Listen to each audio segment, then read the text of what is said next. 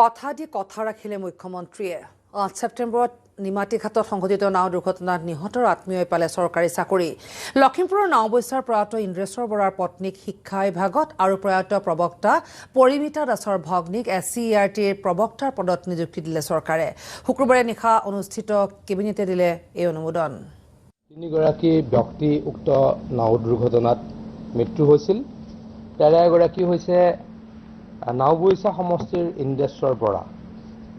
আজিৰ কেবিনেটে ইন্দ্ৰেশ্বৰ বৰা ডাঙৰীয়াৰ পত্নী ৰূপৰেখা বৰা সেনাপতি ডাঙৰীয়ানিক শিক্ষা বিভাগৰ ৪ৰ্থ শ্ৰেণীৰ কৰ্মচাৰী হিচাপে নিযুক্তি দিয়াৰ সিদ্ধান্ত গ্ৰহণ কৰিছে লেট পৰিমিতা দাস আছিলে আমি সকলোৱে জানো ৰঙাচাহী মহাবিদ্যালয়ৰ তেখেত লেকচাৰাৰ আছিলে তেখেতৰ মৃত্যুত তেখেতৰ ভণ্টি ভগ্নী মধুমিতা দাসক SCERTত লেকচাৰৰ পদত নিযুক্তি দিয়াৰ সিদ্ধান্ত আজি সুখৰ দিন সেইদিনা আছিল দুখৰ সময় স্বামীক হেৰুৱাই সেইদিনা বুকু ভুকুৱাই কান্দিছিল আজি স্বামীৰ অবৰ্তমানত জীয়াই থকাৰ এটা সম্বল পাই আজিও চকু সেমেকিছে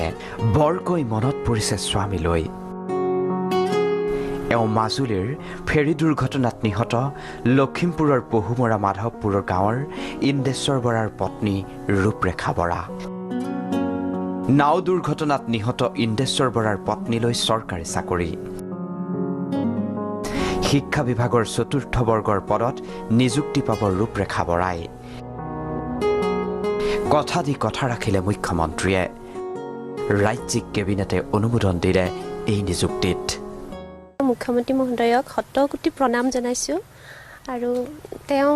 আমাৰ গৃহত আহি যেনেকৈ প্ৰতিশ্ৰুতি দিছিলে অসমবাসীৰ সন্মুখত আৰু আমাৰ পৰিয়ালটিক যিখিনি আশ্বাস দিছিলে আজি তেওঁ সেইখিনি পূৰণ কৰিলে আজি এই মুহূৰ্তত মোৰ মানুহজনলৈও মোৰ বৰকৈ মনত পৰিছে আৰু তেখেতৰ বিনিময়ত আজি মই জীয়াই থাকিবলৈ সুবিধা অকণ পাইছোঁ আৰু তেওঁলোকে আজি চৰকাৰী সংস্থাপনটো দি মোক মানে বহুত কৃতাৰ্থ কৰিছে আৰু ভাবিছোঁ এতিয়া মোৰ মানে মনত এনেকুৱা ভাৱ হৈছে তেওঁৰ সপোনবোৰ জীপাল হ'ব যোৰহাট মাজুলী সংযোগী দলংখনৰ নিৰ্মাণ কাৰ্য আৰম্ভ হোৱা বুলি শুনি সন্তোষিত ইন্দ্ৰেশ্বৰ বৰাৰ পত্নী এতিয়া তেওঁলোকৰ মই আত্মবলিদান বুলিয়ে কৈছোঁ মোৰ মানুহজন আৰু দুজন যি ঢুকাইছিলে তেখেতসকলৰ আত্মবলিদানৰ বিনিময়ত যেতিয়া দলংখন হৈ উঠিব মই তেতিয়া ভাবোঁ মোৰ মানুহজন জীয়াই উঠিব তেতিয়া ঠিক একেদৰে থুকাথুকি মাতেৰে ইন্দ্ৰেশ্বৰ বৰাৰ পিতৃয়েও ক'লে নাও দুৰ্ঘটনাত নিহত ডাক্তৰ বিক্ৰমজিৎ বৰুৱা পৰিমিতা দাস আৰু ইন্দ্ৰেশ্বৰ বৰাৰ নামত নিমাতীঘাটত হওক এটা স্মৃতিসৌধ বৰ সুখী হৈছোঁ যে বোৱাৰীজনীক শান্তিৰে জীয়াই থাকিবৰ কাৰণে শিক্ষা বিভাগত এটা চাকৰি দিয়াৰ কথা কালি ঘোষণা কৰিছে টিভিত দেখিছোঁ এওঁ মাজুলীৰ ৰঙাচাহী মহাবিদ্যালয়ৰ প্ৰয়াত প্ৰবক্তা পৰিমিতা দাসৰ ভগ্নী মধুমিতা দাস পৰিমিতা দাসৰ ভগ্নীলৈও চৰকাৰী চাকৰি SCERTত প্ৰবক্তাৰ পদত নিযুক্তি দিয়া হ'ল পৰিমিতাৰ ভগ্নীক মুখ্যমন্ত্ৰীয়ে কথা দি কথা ৰাখিলে স্বাভাৱিকতে সকলোৰে মুখত হাঁহি বিৰিঙিছে আনন্দ পাইছে পৰিমিতাই শিক্ষকতা কৰা ৰঙাচাহী মহাবিদ্যালয়ৰ ছাত্ৰ ছাত্ৰী আৰু শিক্ষয়িত্ৰীসকলেও আজি আমি বহুত ভাল পাইছোঁ চৰকাৰে যিটো আদৰণীয় পদক্ষেপ লৈছে এইটো আমিয়ে নহয় সমগ্ৰ অসমবাসী এইটো অসমবাসীৰ কাৰণে আদৰণীয় বিষয় ভালেই হৈছে বাইদেউ বহুত যথেষ্ট ভাল আছিলে বাইদেউক আমি কম দিনৰহে পালোঁ বাৰু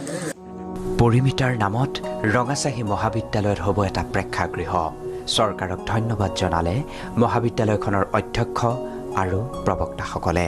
চৰকাৰে কথা ৰাখিছে গতিকে আমি চৰকাৰখনক আন্তৰিক ধন্যবাদ জ্ঞাপন কৰিছোঁ যোৱা 8 ছেপ্টেম্বৰত নিমাতীত সংঘটিত ভয়ংকৰ নাও দুৰ্ঘটনাত নিহত হৈছিল 3জনকৈ লোক সেই 3জনৰেই 2জনৰ পৰিয়ালক চৰকাৰে যি জীয়াই থকাৰ সম্বল এটা তুলি দিলে তাৰ বাবে ধন্যবাদৰ পাত্ৰ ৰাজ্য চৰকাৰ